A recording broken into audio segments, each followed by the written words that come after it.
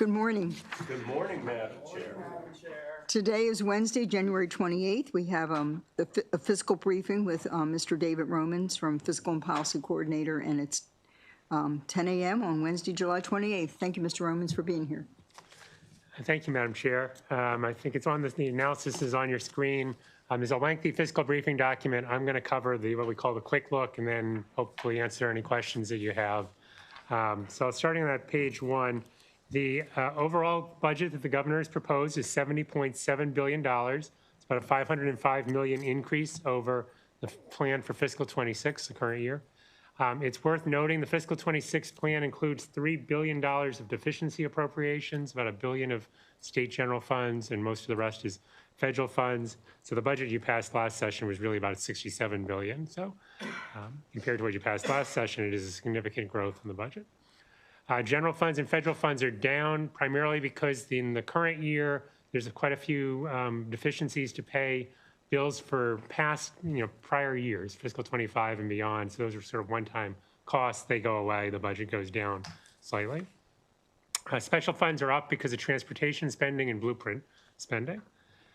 Some key facts on the budget. The governor's left $108 million fund balance at the end of fiscal 27, which meets the Spending Affordability Committee goal.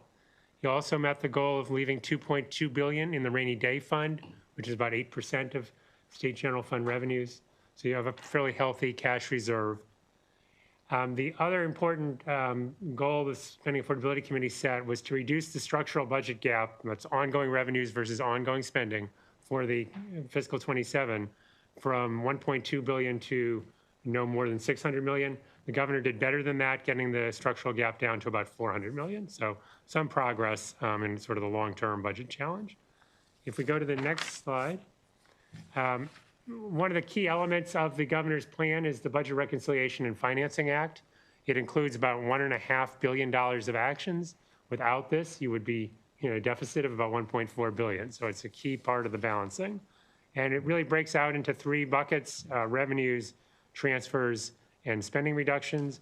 Under the revenues, there's about $350 million of actions. The single biggest item is the local income tax reserve account. There's a transfer essentially of $150 million because the state over-allocated to that account at the end of fiscal 25. This is correcting for that over-allocation. The second and fourth items on that list are maybe the most notable.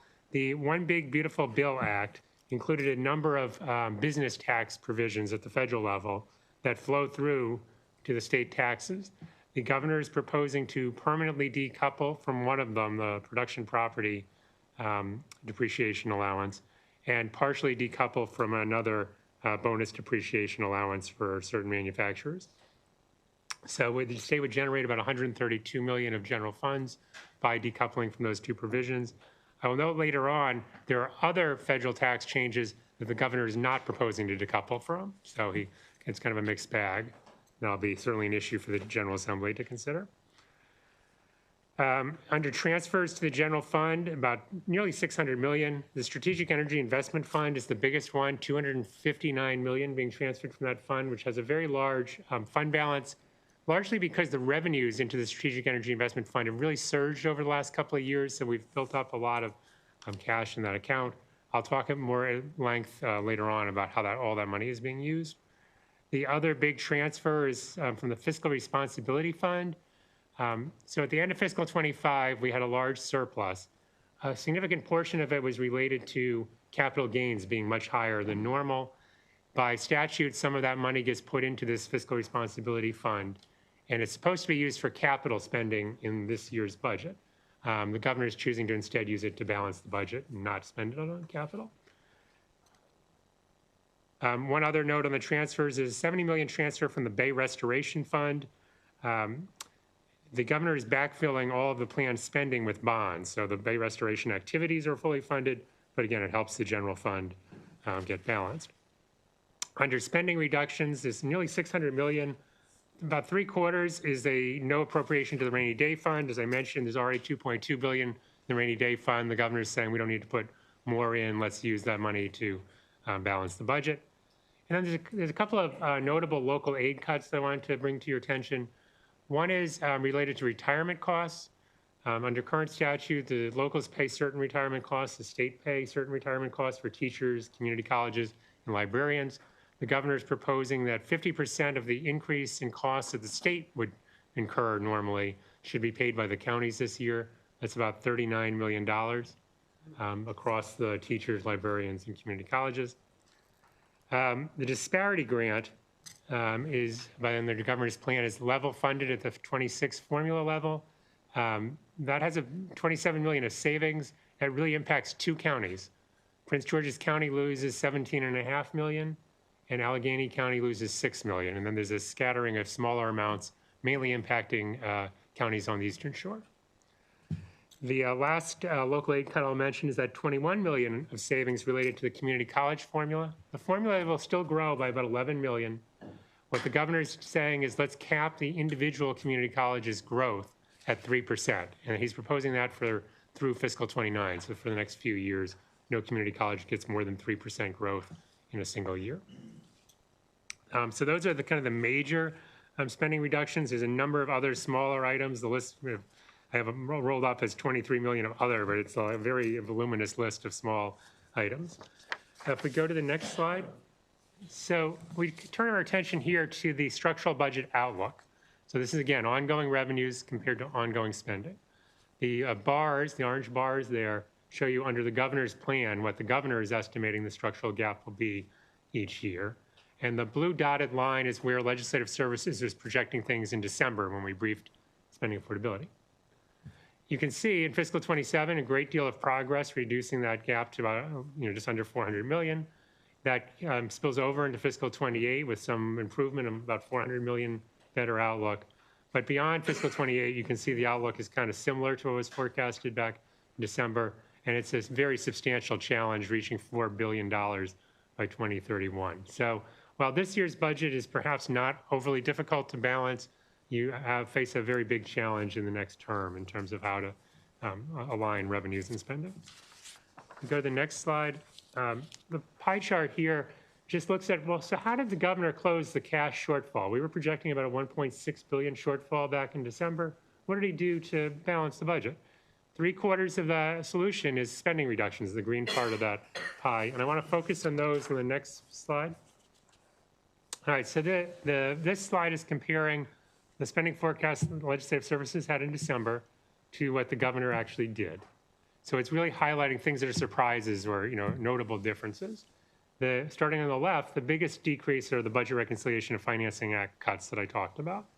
The second biggest decrease, nearly 350 million, is the governor found federal funds and special funds to substitute for general funds in a variety of programs, so saved 345 million without making any real significant cuts. The items I would call your attention to is the third bar, behavioral health Medicaid, is about 170 million less than we forecasted in December. There is no big cost containment here. So they're essentially, the governor is just projecting a much slower growth in behavioral health costs than we were in December. We're somewhat concerned that this was a signal that they may have underfunded behavioral health, but we will be updating our estimates with the latest data in the next month, and we're talking with Budget and Tax about where things stand in behavioral health. But that's a bit of a concern. That just seems like that's an awfully big decrease without any specific cuts being made. Mr. Romans, would you want questions as we cover each item, or do you want to wait till the very end for questions? However you'd like to proceed is fine with me. Because there's a lot here, I'd like to do questions now. Sure. So I have a question on the Medicaid behavioral health. We know that our providers are not being properly paid by Caroline. We're millions of dollars behind for our hospitals and our providers. Is that part of the 171 million, the lack of payment? No, we don't think so, but I think that that may be part of what's confusing the forecast. Is it's hard to know exactly how much we have been spending, which makes it hard to project confidently how much we're going to need in the next year. So again, we're going to dig into this further, but there's a lot going on in behavioral health. The other thing that we've seen happen in behavioral health, so over the last 2 years, there's been a really big surge in adult utilization of behavioral health services, dramatically different than the prior few years, which perhaps is a post-COVID bump that people kept expecting to see. I think the administration is assuming that that surge slows quite a bit, and we were perhaps assuming it would continue a bit more. So again, reasonable people can come to different conclusions, but I think there's a couple of factors driving the difference.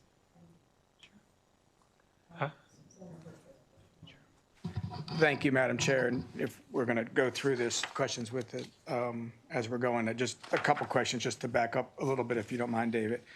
I think the big page here is the way that you say that the governor balanced the budget, and that was the $1.4 billion deficit that we started with, that number at the top of page 2, right?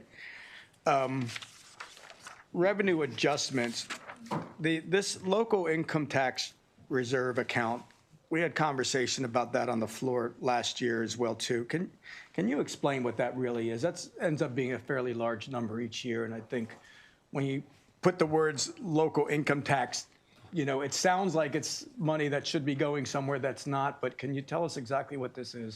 I'll do my best. So the local income tax reserve, essentially the state collects the income tax for both the state and for the local governments. And then as the money comes in, the comptroller's office allocates a certain amount, what it believes to be the local share, to the local income tax reserve account. And then local governments get distributions during the year from that account to receive their appropriate level of local income tax revenue.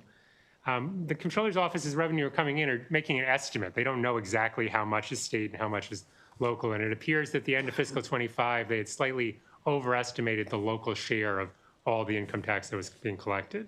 So this is just correcting that to put the right amount on the state side and take it out of the local. So is it money that was over-collected that was sent to the locals and asked to be brought back? Yeah, we sort of over-allocated to the local share. We put too much into that local account. We should have kept a little bit more for the state to properly capture the state's share of the revenue. Okay. And in the floor debate over the budget that we had last year, this was brought up, and I think the budget chair said that gets paid back. Is that? So there's both situations like this where there's legitimately the state just put too much money into the account and we're fixing it. Okay. There are other times in the past where the state has, I don't mean this pejoratively, but raided the local income tax reserve fund, essentially Correct. borrowed from the fund. Right. Because there's always a cash balance at the end of the fiscal year in that fund, so you can borrow Right. money. And there are payback provisions for money that was borrowed as far back as the Great Recession. There was significant portions of money taken out of that account. And the Did state we borrow last year from it? Or did we think- just? There was a little bit of borrowing, partly to fund the family program, the operating costs and Department of Labor. As you know, that program was delayed, but they already had staff and people Right. working to implement it. So they borrowed from that fund, and the family program will pay it back as it generates revenue. So there has been some borrowing recently. Okay. And then real quickly, there's like 3 items here that are backfilled with bonds. That essentially is taking money out of, for instance, the Bay Restoration Fund, taking $70 million out of that fund and replacing it with a bond, which is essentially a credit card, meaning that will have to be paid back over time, or can it just be erased? No, I Or- mean, so we're replacing it with general obligation bonds. So the state will pay debt service for, many years on that borrowing to fund the Bay Restoration projects, as an example. So So we have money in an account that's been there for a specific reason. Governor's taking that money away and replacing it with something that's an IOU, we'll pay you back later. Well, we're replacing it with, they'll actually sell bonds and they'll fund the program now with the bond proceeds, but then we're going to have to pay interest on that. So it ends up costing us more in the long term rather than Correct. just using the cash. Yeah, okay. And then finally, for my questions for right now, this no appropriation to the rainy day funding is looking like a reduction. Tell us why, if you said the rainy day fund will exceed the 8% that is recommended, right? Correct. And then, so what's the $450 million that is not being appropriated? Right, so at the statute requires that if you close a fiscal year with a big surplus, which we did in fiscal 25, that most of that surplus has to be appropriated in the next session into the rainy day fund. And what the governor is saying is, I've already got that $2.2 billion in the rainy day fund. I don't need to put more money in the rainy day fund. I'd rather just keep it in the general fund and help to pay bills this year. Okay, so it's not really a reduction of anything Yeah, it's a reduction to your putting money into your savings. that you already had. Okay, all right, that answers for now. Thank you very much. Thank you, Madam Chair. Thank you, Senator. Senator Kramer? Oh. Okay, can we do our questions briefly so we can get to the end? So what Mr. Roman's only issue is, but it's not the You opened Pandora's box. And You know, we're here at 1 o'clock on briefings, and we're going to start, we can. I don't mind, I'm here. All right, so who was mine's next? going to be a quickie. We're going to start with Senator Mallett and come down the row. Thank you. Yeah, thank you, Madam Chair. Real quickly, because we're doing questions as we go along. You mentioned the retirement, the cost for some retirement costs, and the share was going to be different. You mentioned Prince George's and Allegheny County, but then you also said there were several counties on the Eastern Shore that would be affected. Do you know which counties they were? So the retirement cost item affects every county. Every county is being asked to pay more than they would have expected to pay on retirement. And I'm just trying to. Well, very specific. Can I just ask you about Caroline, Dorchester, Wacomico, and Talbot? So how they're if affected? you're looking at the whole document online, page 56 shows all of the local impacts. It shows the one that I was talking about that is specific to the Eastern Shore and to certain other counties is the disparity grant. That was $27 million of total cut. As I said, most of it is in Prince George's County, but you can see on page 56 the breakdown. And that same chart near the far right has the retirement payments that each county will be being asked to make broken out by county. Okay, thank you.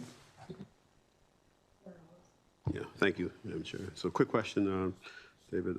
Thank you for the briefing. So on page 2, talking about diversion of tobacco settlement funds from the HBCU settlement to Medicaid of $8.4 million. So that HBCU, the tobacco restitution fund is a separate fund that's sitting out there, a pot of money. So why would you need to take the money away from the HBCU? Why not just take more money out of the tobacco restitution fund, because that still have a pile of money there? Did they offer any rationale for that? Yeah, so this is a complicated one. So by statute, let me back up. So we have the cigarette restitution fund. We get revenues from that fund from the tobacco companies every year. Mm-hmm. There's substantial litigation going on that goes back 15 years or more to whether we properly enforced the agreement and whether they should be able to not pay us less than they were supposed to. So there's been a lot of money sitting in escrow while it goes through a legal process, arbitration process. And so what the governor is, and then what statute says is if we win with the arbitrator for some of these back years, that all the money that we win is supposed to be set aside to support the HBCU settlement. And so the governor's budget assumes that we will win $70 million in HBCU from the tobacco companies for past years. And normally that $70 million would all be set aside for the HBCU settlement.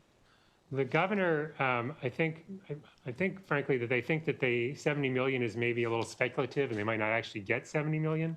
So what they did is they said, let's use $35 million of it that we're sure we're going to get to fund the HBCU settlement. But let's not use that other $35 million that's sort of shaky. Let's use general funds so that we make sure the HBCU settlement is funded with dollars we know we're going to receive. And we'll use the rest of that money that we hope we're going to receive from the tobacco companies, we'll use that for Medicaid. Medicaid's an entitlement. If it doesn't come in, we'll just do a deficiency and it'll be no harm. So bottom line is the HBCU settlement is fully funded as it's supposed to be this year. It's just with a combination of these tobacco revenues and general funds. And I think the rationale was to make sure that the money funding that settlement is a sure thing and not risky. Well, thank you. It is complicated, and I need time to process that, but I won't do it here. So thank you. Senator Kramer? David, quick question on page 2. I was just curious. It says that we're decoupling from the feds. on a depreciation allowance for production property. What is production property? It's broadly, purchases for manufacturing, refinery work. It's sort of anything that's sort of involved in the production process for a business. So does that include, for instance, I know gas stations are marketed as the opportunity for accelerated depreciation, in the real estate world. Is that incorporated in production property? Because it's a product that's produced. I'm trying to get a handle on that. Yeah, I can try to get you a more detailed definition. What I have is it's the cost of manufacturing, production, and refinery activities. I mean, you can write them off all in year one rather than over a very long period of time. Correct. And that's what the feds are promoting. And so, in other words, that expedited depreciation then would not be applicable in Maryland anymore. That's right. That's what the governor is proposing, is to. So it'd be on a standard depreciation schedule. Yes. Got it. Yes. So the Okay. business would get the federal tax break, being able to write it off up front, but in Maryland, it Right. would be on the standard. Would you maybe just follow up if you get a moment? I know you're a very busy man, and just, I don't know, send an email at some point just to confirm Will do. that. Thank you. Thank you, Madam Chair. Thank you. All right, Mr. Romans, go ahead. Okay. Sorry. Senator Lamb, I couldn't see your light. Yeah, no, Your just one- laptop, Senator Lamb, your laptop needs to move a little bit, or your light needs to, there we go. All right. So just one quick follow-up question to the chair's question on Medicaid and behavioral health. It sounds like they just decided to change some basic assumptions of usage for behavioral health, or can they just do that? Or what are these assumptions based on, of a reduction, an anticipated reduction in the use of behavioral health? And you also said, I guess, you're going to come out, DLS is going to come out with what they expect, potentially what those reductions would be. When do you expect that to come forward? So I guess those two parts. Right. So I don't want it to sound like that the administration is assuming behavioral health spending goes down. They're just assuming less spending than we were expecting. And I think that's because they're expecting costs to grow much more slowly than we were. And we were basing our forecast in part on recent trends, which have been very strong growth in demand for behavioral health services. They seem to be thinking that growth is going to soften and be very modest. It's an entitlement program. Everybody does a forecast, makes their own, best estimates. We produce an analysis of every agency's budget for budget and tax and appropriations in the House. I think our analysis will be out in late February, and that's where we'll take a deeper dive into whether we think this is a reasonable forecast or not. Okay. All right. Thank you. Okay. All right, I am back on page 5. I just wanted to hit on a couple of other things that are areas where there's less funding than expected. One is DDA. The governor is proposing $150 million of general fund cost containment. So that means it's really about $300 million total funds, which is the federal match on state spending there.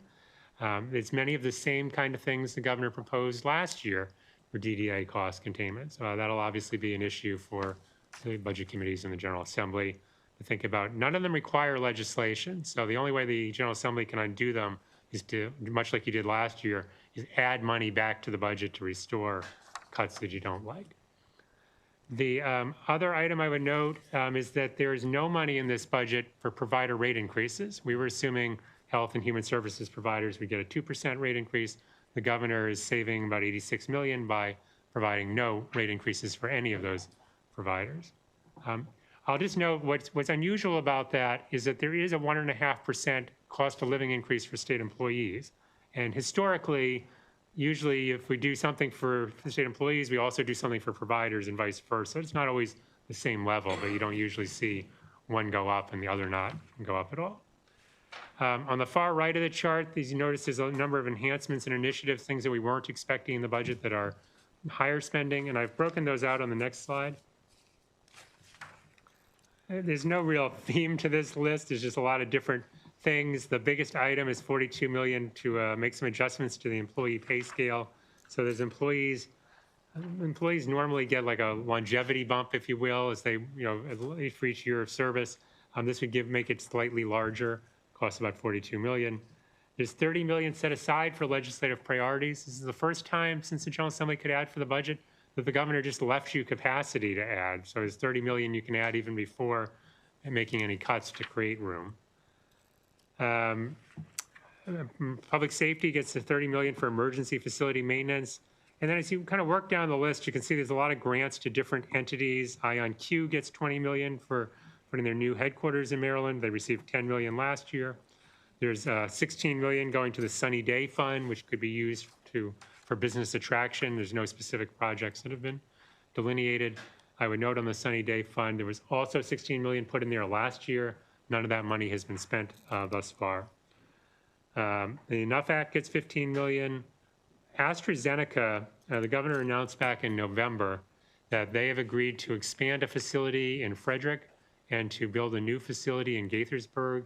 And the state is going to provide almost 15 million a year for 8 years as sort of a subsidy to help support their opening those facilities and expanding the other facility. Last thing I'll mention on this page, Allegheny County is getting 12 million for infrastructure repairs to deal with the flood damage that occurred last year that FEMA rejected the state and the county's request for assistance. And you can see there's a number of smaller items on that list.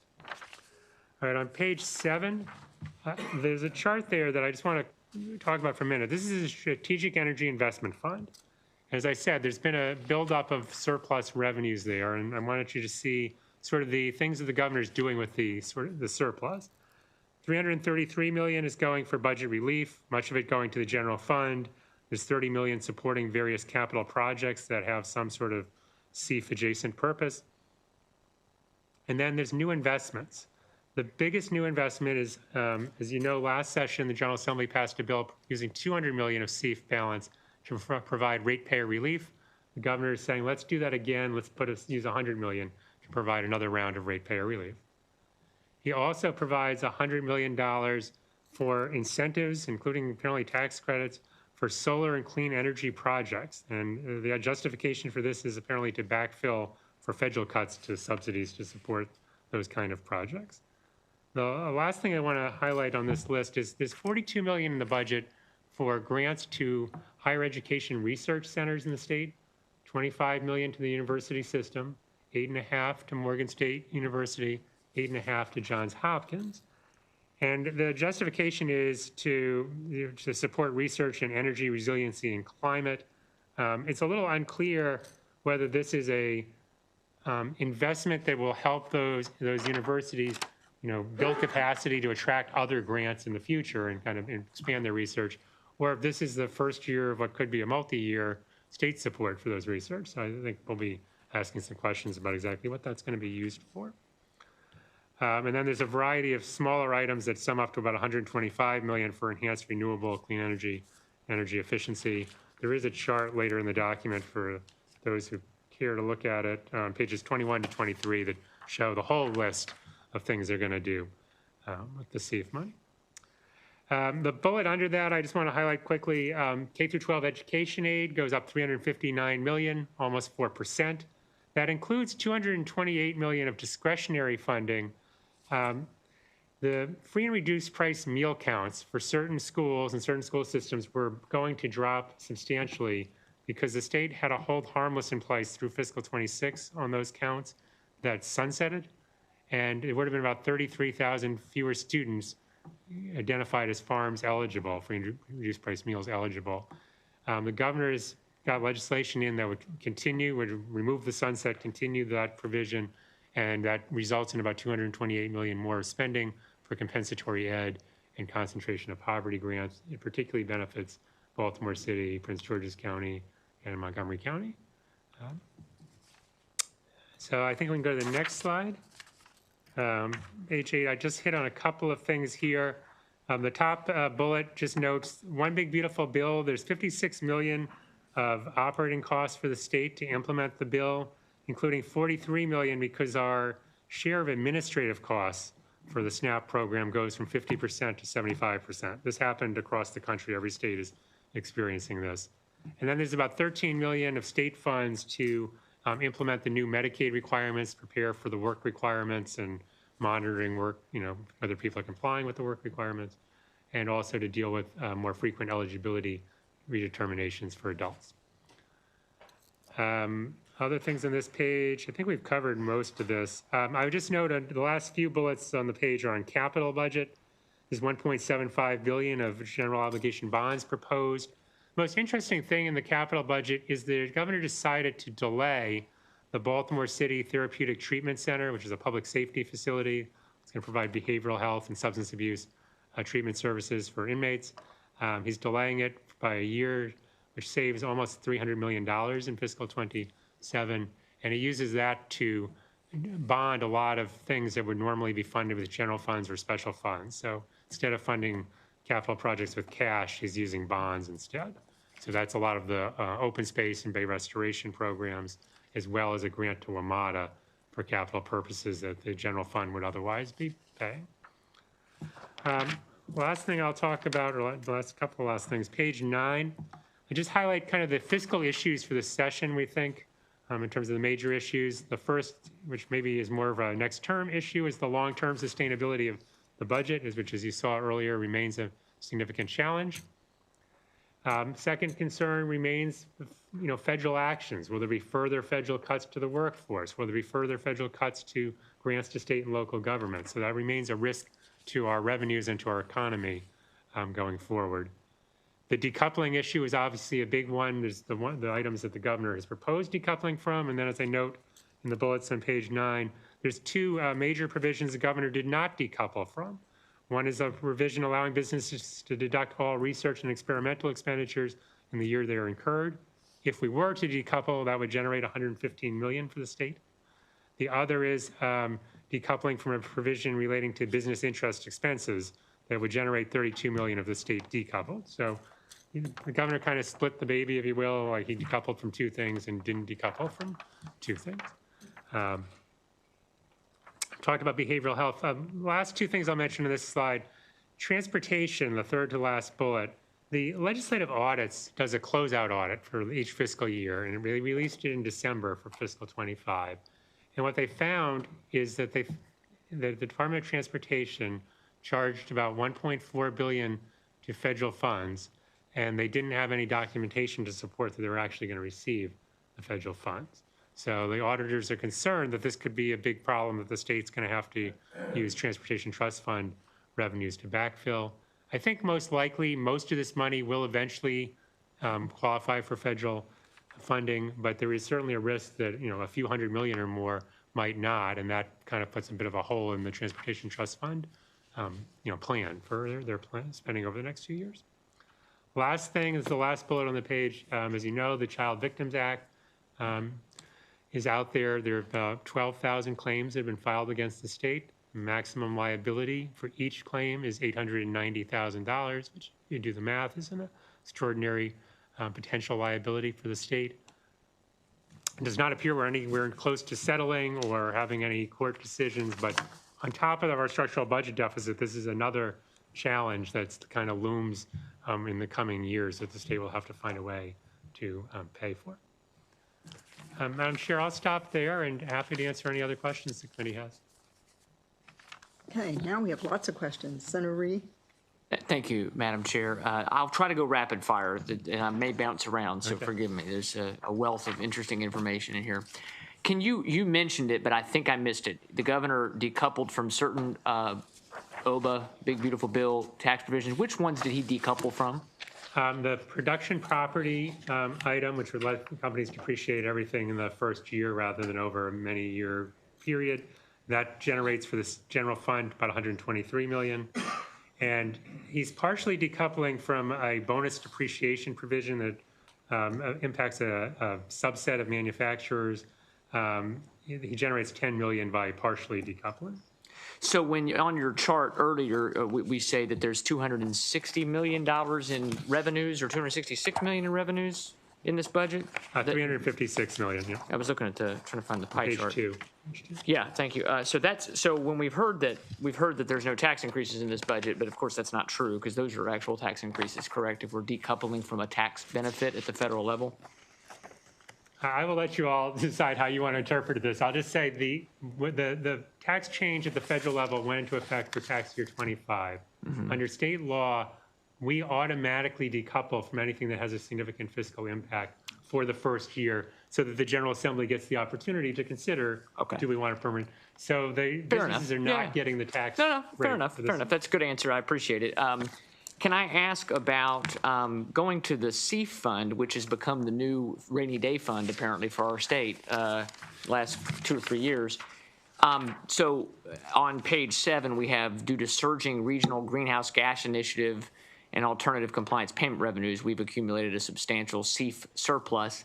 And as shown in the chart below, which is very helpful, the governor proposes allocating about $333 million to budget relief and about $392 million to enhancements. So the revenues for those funds come from utilities, correct? They pay a fine to, is that colloquially how we would call it? They pay a fine because of the RGGI standards? There's RGGI auctions. Right. And you purchase credits, if you will, through the auction process. And then there's alternative compliance payments, which is another way that one affects suppliers and one affects generators. And the utilities are forbidden from then going back to ratepayers to pay to help offset that, or no, they're not, correct? They can go to ratepayers ultimately pay that, correct? I believe that's true, yeah. Yes. So what we have with the SEAF fund, is it fair to say that we are taking money that ratepayers have paid, hundreds of millions of dollars, and we are using about half of what he's using is just to kind of help limp along with the budget. And then we have $100 million for ratepayer credits. So that's going to go to any rate. Is that going to all ratepayers? Are going to get a little bit of a credit there, like $40 or something on the bill, like last year? happened in the current year. But we've got these $100 million for the incentives for clean energy, which we've already not. It's not been working. The programs we were running on this isn't working already. What is? I don't understand. You mentioned. You said what it was. Refocus higher education research on resilience and climate. Are we not like already dumping enough money into something that we can have no control over? Wouldn't it $42 million? Like what? $42 million. What's that? You're giving higher education more money to study stuff they're already studying. I'm not asking your. I know you can't give your personal opinion, but is it fair to say? Higher ed already studying a lot of this. We're just giving them more money to study it out of ratepayer money? I think we have many questions to try to better understand what they're doing. It sounded like it's partly a pivot that, as you know, there's been a lot of cuts at the federal level to health, particularly health research. So a lot of the research centers are getting less funding in that area. So I think it's in part trying to help them, go in a different direction where there might be more opportunities for future research dollars. Okay, and then there's a lot of what they're spending this SEAF money on that I'd love to dig into more, but I won't take too much of your time. Something that's real relevant to our committee. Last question, Madam Chair. Thank you. I appreciate the indulgence to ask about 3 questions here. The DDA actions include a cap on the DDA cuts, $150 million, developmental disabilities. And look, I'm somebody who, when we have to balance a budget, we have to look at cuts everywhere. So I'm not I don't want cuts to DDA, but I understand we got to look for money everywhere. My question is, a lot of what's listed here under these DDA actions seem to really fall very heavily on the self-directed community, the self-directed folks, the cap, the elimination of wage exception, changes to reasonable and customary charges and dedicated hours. Is that fair to say that most of that $150 million will impact the self-directed folks, or am I misreading that? I think the majority of the cuts do affect the self-directed. I think the administration's position, certainly last session, that's one of the fastest growing areas of the DDA budget. So I think that's why they're targeting that. Okay. Thank you very much. I appreciate all the in-depth answers and the work on this. Thank you, Senator. I'm going to go back and forth. So, Senator Lamb, let's do you next. Sure. So in I'm forgetting what slide this is on, but there was a $5 million to repeat audit finding solutions. What is that? So the governor's put $5 million into what's called the dedicated purpose account. It's sort of a savings account for spend over a multi-year period for that purpose. There's not a lot of detail, but I think what they're saying is we've had as I think you well know, there's been a lot of repeat audit findings in many agencies' audits, and the General Assembly has been expressing frustration with the failure to correct that. So this is sort of extra money, I think, to be used to help agencies correct those deficiencies, whether it's by adding some staff in certain agencies or perhaps bringing in consultants to help some of the agencies get their house in order and get good processes in place. But we don't have a lot of detail specifics, but I think it's an attempt to have resources available to help the agencies. And this is new then, right? We That is haven't right, seen it's a this new before. thing. First time we've seen this. Okay, but nothing more than that we know? No. Okay. And if you can just remind us on last year, there were proposed DDA cuts. This is a follow-up on Senator Reedy's question. I also share some of the similar concerns about how that program is being constrained, and particularly with the self-directed care, where I think some of the data that's come back shows that it's actually less expensive, and so there's some cost savings compared to other ways that DDA programs are being supported for those in need. We restored some of the funding last year. Was it to the extent that it had been before? Where are we in the general scheme of things with prior years, last year, and then this year? Yeah, the General Assembly restored more than $100 million of state funds to fiscal 26, the current year's budget, last session. I don't recall the exact number. I can get that for you. And was that in relation to the prior fiscal year kind of level, or is that a slight increase? The budget grew from fiscal 25 to 26, especially with restoring, taking away some of the cost containment. I mean, overall, over the last 5 years, the DDA budget in state funds has grown $1 billion, 20% a year. So it's been a really rapidly growing program. This year's budget, I think, would be slightly down if the 150 million of cost containment goes through. And when you say down, is it a reduction in the rate of increase, or is it actually a whole dollar? Fiscal actual dollar 26 to down? 27 would be slightly decreased in terms would of be total dollars. decreased. Yeah. If the If the cost proposed containment budget holds, goes yeah. through. Okay, all right, thank you. Thank you. Senator Hershey? Thank you, Madam Chair. David, if we can go to page 3 that deals with the structural budget outlook. One of the concerns, I guess, is, and we talked about taking a lot of this revenue out currently, pushing it out later through bonds. Those types of activities increase the structural deficit in the outgoing years. Is that accurate? They do, because they increase our debt service, which is part of our ongoing spending. So we're solving a problem, a current problem, but we're creating more problems down the line if you're looking at that type of action, right? Yes, the only caveat I would say is if we were going to spend 1.75 billion of GO bonds either way, I mean, that was the level of bonds that was already anticipated. The governor's just using some to provide relief. So, if the way to deal with that would be to reduce the bond package overall, to borrow less. To borrow less, right. So the blue dotted line here is what your projections were last year after the Board of Revenue estimates or spending affordability. Was that? Yes, this was our December spending affordability briefing. Okay. So in 2029, 2030, and 2031, this budget actually increases the structural deficit, Yes, right? I mean, yes. very extensive. I mean, we're talking 2020. Well, even if you go back, so there's, I guess, a little bit of a savings to the structural deficit, or it's not as great of a structural deficit in FY28 next year. Is that right? Correct. We get short-term benefits from the governor's plan. The governor's outlook is a little bit worse in the further out, as you're noting.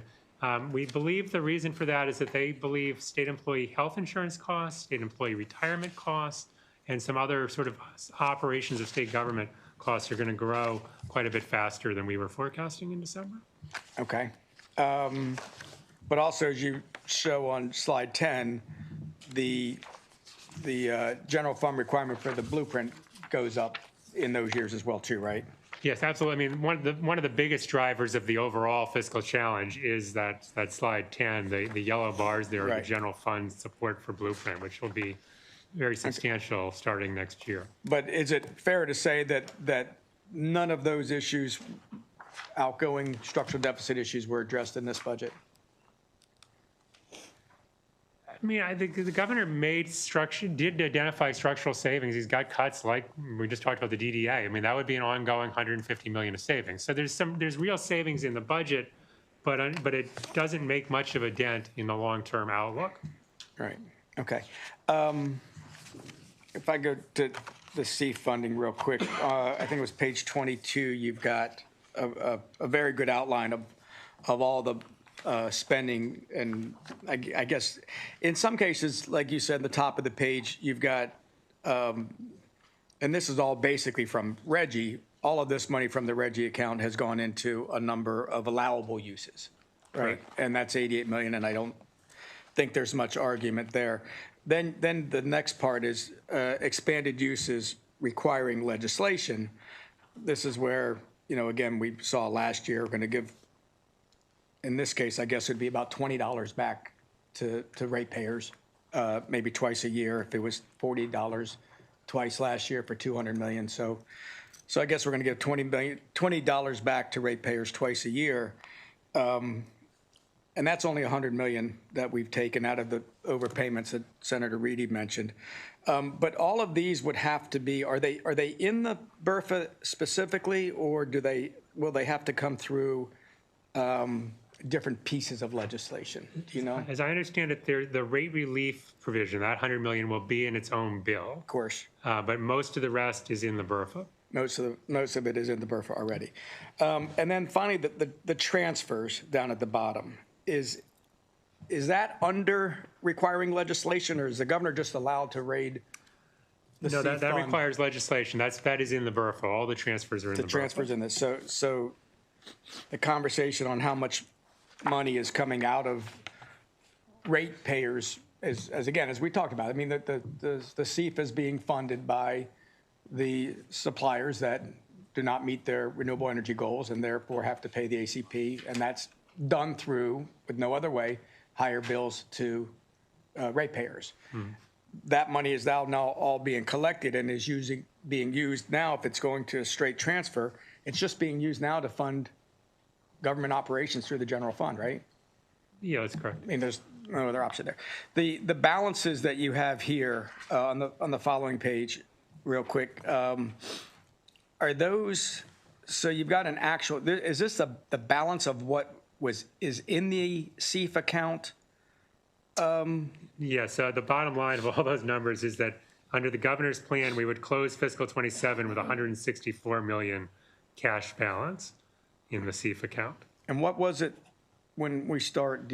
I mean, it's the sum of which numbers there of the? I mean, did we start with?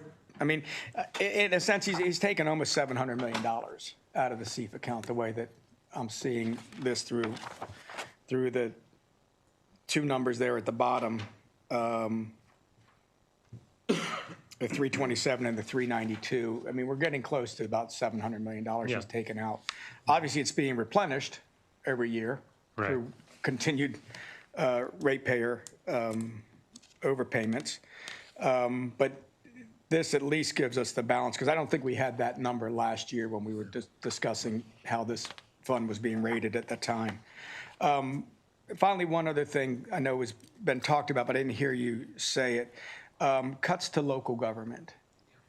Where do we find the decisions that were made that push required spending back down to the counties and municipalities? All of those are in the Budget Reconciliation and Financing Act. And page 56 of our document shows all of the cuts broken out by county, as well as shows the discretionary public school aid that I talked about broken out by county. So, just real quick, since we didn't go over it, page 56, okay. These are changes to state, okay, so public schools, colleges, disparity grants, special grants, retirement payments, that's state aid. Last year, we required them to pick up the cost for like SDAT offices. We required them to pick up teachers' pensions. We required the counties to do a couple other things as well. Is there any more of that type of budget maneuvering going on? The retirement payments on that page 56 is a similar concept to what was done last year. Last year, counties were forced to pick up almost $100 million of retirement costs, and that's a permanent shift of $100 million, not just a one time. This year, there's basically $39 million being added to that, so I'm picking up another $39 million. Is there anything else that was, There's no other direct cost shift like that this year. The $39 million is the only true cost shift. so it's something that was done last year, it was just increased this year? Correct. As well, too. Okay, I appreciate it. Thank you very much, as always. Thank you, Madam Senator Chair. Hershey. We're going to go to Senator Guile.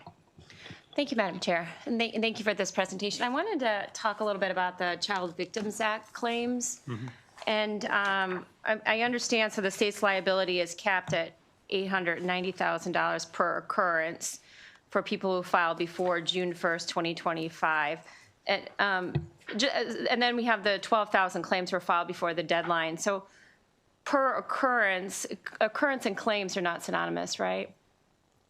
Right. I need to refresh my memory on how you all amended the law. Last year, there was a concern that, the occurrence and claim were not the same thing, and I don't recall if you corrected that. Okay. Yeah, that'd be helpful to understand how much exposure there is. And then there have been obviously claims that have been filed since June 1st, 2025, and those are capped at, I think, 400,000? Correct. Correct? Do we have any idea of how many have been filed since June 1st, 2025? I have not heard. I know that there was a substantial surge in claims those right Try to before the make that deadline. deadline. So I think most of, I don't think there would have been many that can't have come in since, just given Okay. the surge. And the Office of the Attorney General defends these claims, Correct. right? I mean, 12,000 claims, these are 12,000 individual lawsuits, right? There's a significant amount of litigation expense in defending these claims, true? There would be, yeah. I mean, there's actually a deficiency in the budget of like $8 million to help cover legal costs related to the act. Okay. Do we have any idea as to what the litigation, like the defense costs are for each individual claim? Is there any estimate? We don't. I mean, the state has hired an outside counsel to help kind of guide the process. I think that there were conversations last year about trying to have some sort of settlement process with a special master kind of managing that to try to Expedite it? Yeah, expedite it and maybe mitigate some of the legal costs for everybody. But nothing. We don't have any. There's no settlement plan that's been reached that I'm aware of or anything else. So it's sort of just unknown at this point. Okay, and I understand you may not know this, and maybe the Office of the Attorney General would know more. But I mean, these are still, as far as you know, robustly defended. They go through the same discovery process. They go through. There's no, in comparison to private claims, as far as you know, the procedural processes are the same. Yes, my understanding is it would be the same. Yeah. Okay. Okay. And then, really quickly, Madam Chair, just one additional question. Going back to the chart regarding, this is what accounts for the $1.3 billion of spending reductions. And maybe you touched upon this, and I apologize, but there is a category for major IT. Can you explain what those? Because that's a lot, and I'm wondering what is cut. Yeah. So the major IT funds all sorts of IT projects in the state that are of significant cost and complexity. The governor's last year's budget had a plan for spending over $200 million in fiscal '27. Now they're down around $100 million. We're still sifting through the details, but I think there's some cash flow issues. They're going to move slower, and there may be some projects that have been delayed a little bit to mitigate the cost. But there's a very long list of projects. We're still working our way through understanding what they've done. Okay, so I understand it. I mean, these could be like, cybersecurity. These could be, I know, for example, the comptroller's office just improved their woefully outdated software systems. I mean, these are all, in general, everything that keeps us humming in all of our agencies, Yes, right? The comptrollers is one of the bigger projects in recent years. There's Medicaid eligibility, updating those systems that cost substantial amounts of money. Each agency has, their own big IT support for their operations. Okay, all right, thank you. Thank you, Madam Chair. Thank you. Senator Mounts? Thank you, Madam Chair. Real quickly, recapping, just so I understand decoupling. So those two provisions where there was decoupling, tax won't increase unless there are new assets that are put into play that would then become taxed. Is that correct? Most of the decoupling relates to how quickly you can depreciate things. Right. So the federal government is allowing businesses to depreciate faster than previously. So if the state's decoupling, we're not saying you can't depreciate, but we're just saying you can't do it all at once. You have to do it over a longer period of time. All right, but the new assets, if they were to come into depreciation, they would be treated differently than the ones that have already been in the process of depreciation. Yeah, a lot of the federal law changes have specific dates, like activity after this date is covered by the change. Okay, and then my questions are not that complicated. In CEF, in the CEF section, where it says new spending, you don't have to even look at it. Does that mean these are new things that haven't been funded before? Is that what it means by new, or is that just a characterization of the spending? In other words, kind of different spending, but it's been funded in the past?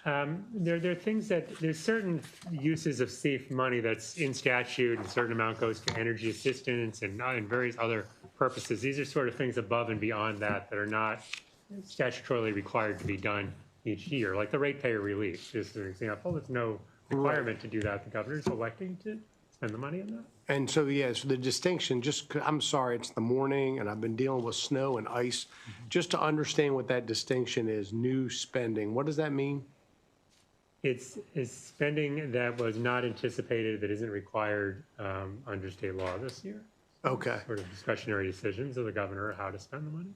And then this is a little bit of a more complicated question. When, agency cuts, they're not included in this, the spending on agencies and things like that and funding for agency programs? Within our numbers, there's lots of ups and downs in the budget for state operations. So we've sort of netted them out. So we're not showing every individual thing because some agencies have higher costs than were anticipated just because, overtime's up for those sort of things. So there's not any really major state operational costs beyond the major IT is the big one. We're going to do less IT projects for state agencies. Well, I've been told before session, Johnny, get ready, expect there are going to be major cuts to DNR and Department of Agriculture in this budget. Just expect it. Where do I find that in this document? Or how? I don't think there really are. We go through each agency's budget and we'll produce an analysis and we'll maybe identify some other things, but I don't think there's any really major operational cuts to agencies beyond those local aid things and things I've already talked about that are most notable. Okay, that's good to hear. And I always like to rip the Band-Aid off and get right to it. But the discussion about the budget, right? You hear about there's a deficit. And I'm not sure what the latest report of what our deficit was. It was 1.6 billion. I don't know if on cash basis, yeah. Right. So explain that. Is there a deficit or is there not a deficit? So when we talk about a deficit, we're talking about forward-looking. So like the deficit back in December was for fiscal 27, the budget that's just been introduced.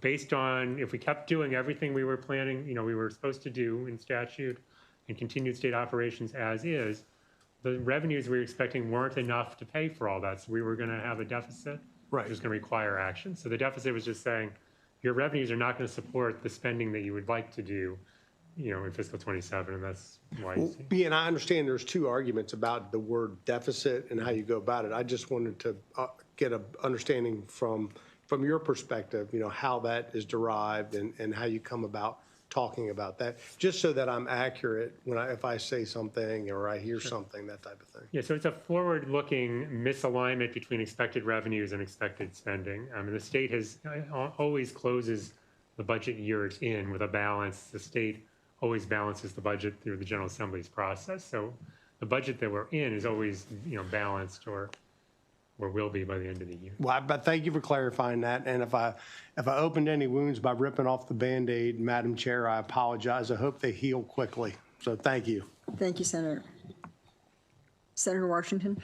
Thank you, Madam Chair. And I'm going to be really quick because I have a bill hearing in JPR. I'm on page 56 of your document, Appendix 12. I'm being parochial here. I'm looking at the Prince George's County line, and there's a cut in community colleges, there's a cut in disparity grants, there's a cut in special grants, and there's a cut in, there's a negative, meaning there's a negative there, in retirement payments. I'm adding those up to be about $27 million in cuts. Does that sound accurate to you? Yes, and I'll just clarify that community colleges and disparity grant in particular are cuts to growth. So there's not a decrease in funding for Prince George's or for any of the counties really here. It's just that they don't get the expected growth. The money that we were expected to Right. receive. So Right. we were expected to receive 27 million, but the administration has decided to make those cuts in those expected. Right, Because and those are based on funding formulas and based on the funding formulas that the General Assembly approved or that are in statute or that the policies. Correct. So both the changes to community colleges and disparity grant require the General Assembly to go along with them, as you need to pass a bill to make those cuts. Got it. Okay. Okay. It looks like $27 million is the highest amount of any other jurisdiction. Right. I mean, Prince George's is particularly hurt, uniquely so, by the disparity grant provision because if disparity grant was allowed to grow as it's supposed to, Prince George's County would be a major beneficiary. Yeah. And that's why it's such a disproportionate overall impact on Prince George's. Thank you very much.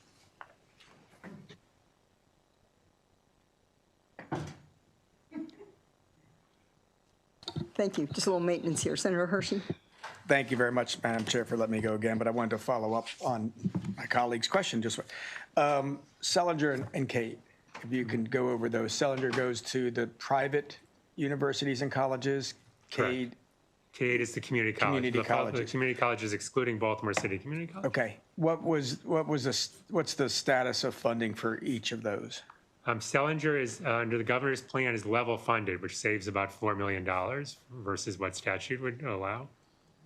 Saves $4 million? $4 million. $4 million. And Cade, go over again real quick. Cade grows by about $11 million, so there is growth, but it would have grown by $32 million, but the governor's proposing cost containment. Should have grown by 30. Should have grown by 32. Right. It grows 11. There's 21 million that's being cut of the growth. Okay. And then just overall back to Sellinger, level funding. What is level funding? I mean, how much money I is think that? it's around $73 million. 73 plus or minus. And do you know Cade?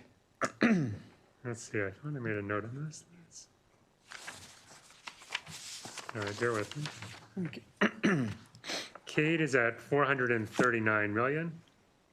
Cade, 439 million for community colleges, and Yep. then 73 million for the private university. Yep, and my notes say it is 73 is the correct number. Okay, thank you very much. Thank you, Madam Chair. Senator Kramer? Thank you. Back on page 9, real fast, David, there were the two categories that are listed under potential legislative issues, and again, a couple of areas where the governor has chosen not to decouple from the feds, and they relate to private sector deductions. Could that not be characterized as the governor's demonstration of support for growing private industry, private enterprise in the state, which he has indicated he is seeking to do? Because if we were to decouple from the feds on this, it might dissuade business from locating in Maryland, but by maintaining the fact that we are on the same schedule as the feds, that might encourage business to locate in Maryland? I mean, I think that is the way the governor and his staff are characterizing those decisions, yes.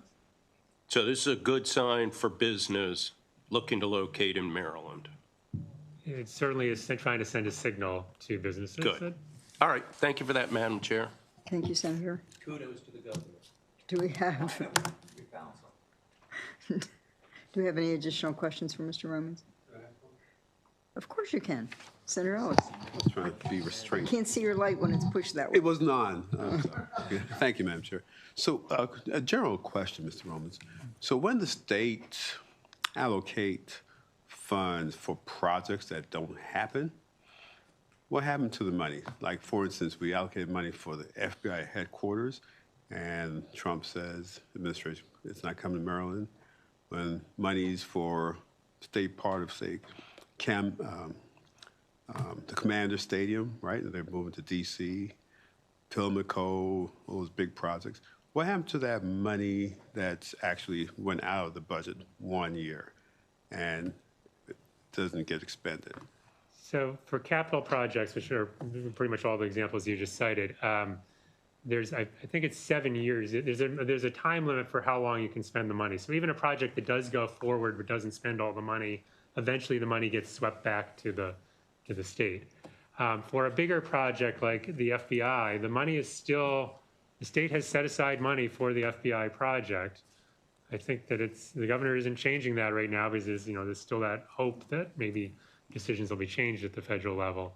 But the General Assembly at any point could, in the capital budget, withdraw, deauthorize that money and authorize it for some other purpose if it wanted. So that is fairly frequent where we know either an entity changes its mind and wants to use the money differently, they'll deauthorize it and reauthorize it for a different purpose. So that's what we normally would do. And what's the process of deauthorizing? Is it the prior authorization bill? Or? It's often done actually in the capital budget bill itself. The capital, okay. Okay. All right, thank you. Thank you, Madam Chair. Thank you, Senator. I don't see any other questions. Mr. Romans, thank you for the information, always very helpful. Thank We you, Madam. appreciate your work. Thank you.